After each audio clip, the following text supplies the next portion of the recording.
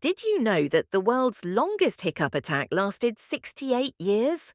Charles Osborne, an American farmer, started hiccuping in 1922 after a fall. His hiccups persisted until 1990, totaling an estimated 430 million hiccups. Doctors tried everything from hypnosis to surgery, but nothing worked.